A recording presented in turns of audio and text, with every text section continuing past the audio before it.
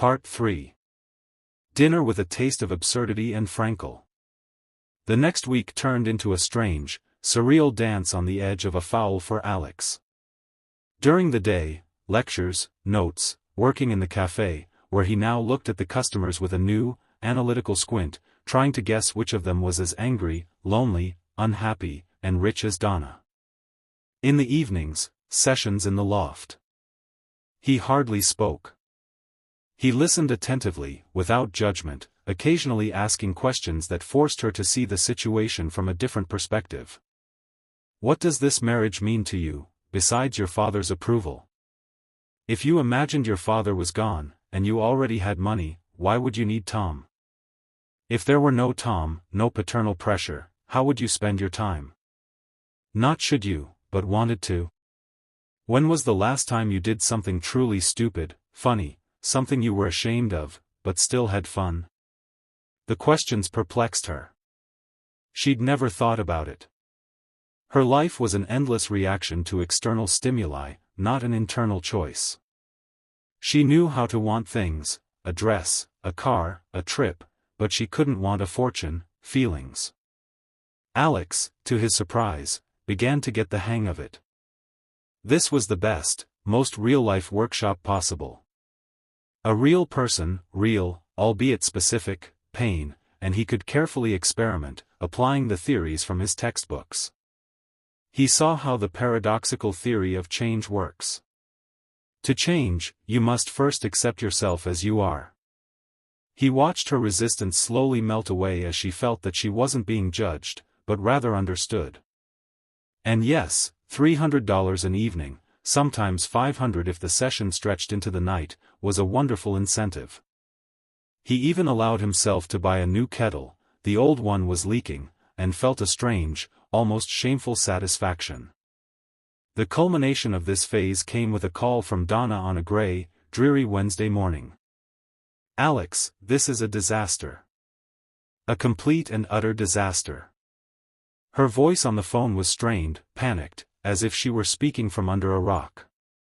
"Tom is hosting a dinner tonight, at our place, for investors from Dubai. And she'll be there, that cellist, his ex, Irene." "So what?" Alex asked wearily, drying glasses in the cafe and thinking about how the coffee tasted especially bitter today. "What, so what? She's smart, witty. She speaks 3 languages. She has this languid, velvety laugh.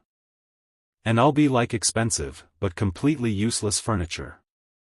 You have to come." "Donna, I'm a waiter," he reminded her, feeling irritation creep up his spine. "And not the kind of person to be invited to dinner with sheiks and former cellists." "No, not a waiter," she nearly roared into the phone, and he heard something smash on the other end, probably a discarded vase. "You're my consultant on intercultural communication and mental resilience under social stress.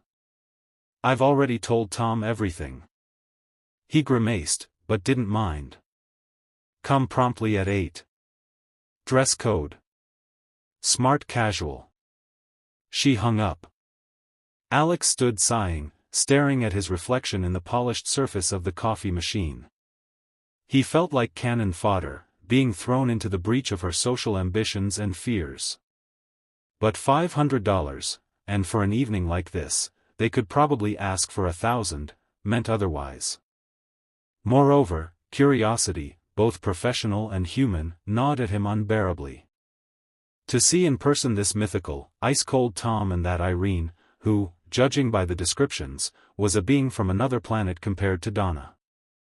That evening, at precisely 8 o'clock, he stood at the massive door of the loft, wearing his only decent dark blue suit, bought 3 years ago at a garage sale. The suit fit well, but desperately needed dry cleaning, which Alex couldn't afford. He felt less like a consultant than a real spy infiltrating enemy territory, his internal monologue raging like a hurricane. "Excellent, Alex. You're a guy with a degree on the way, debts up to his ears, and a conscience at a garage sale. Now you're going to walk in and pretend you understand the intricacies of dealing with Middle Eastern investors and contemporary art at the same time.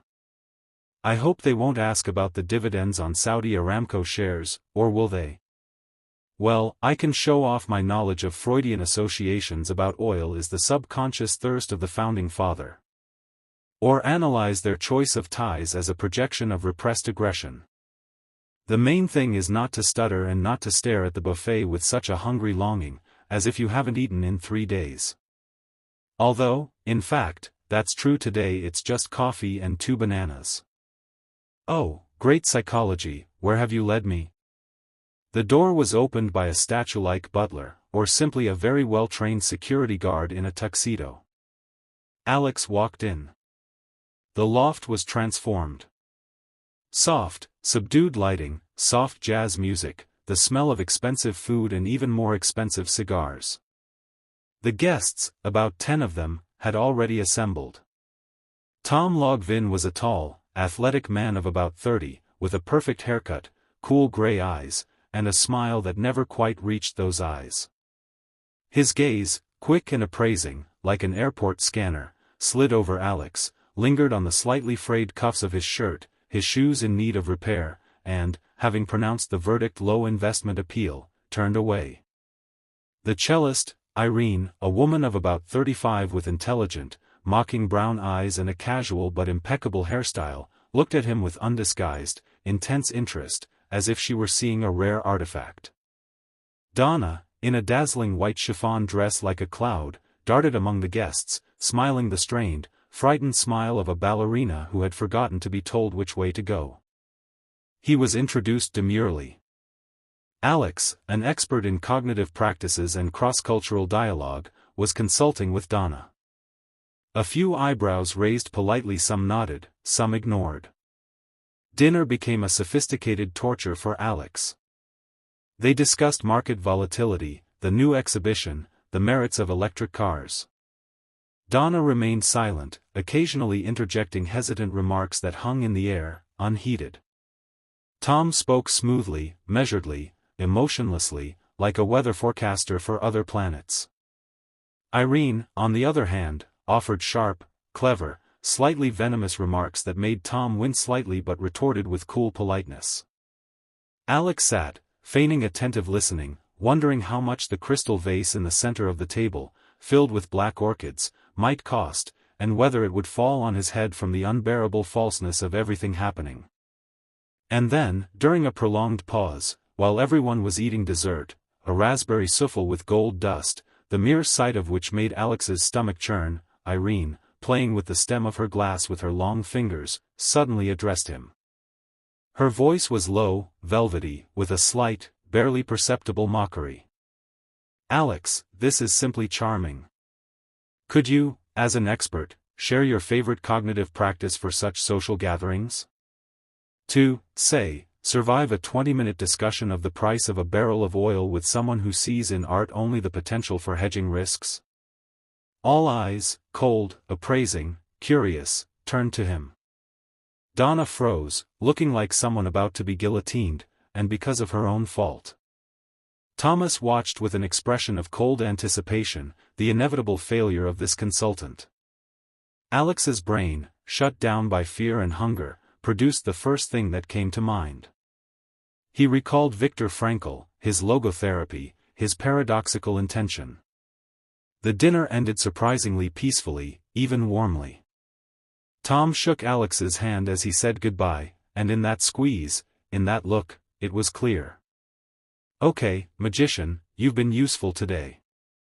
You've earned a place at the table, but don't get carried away."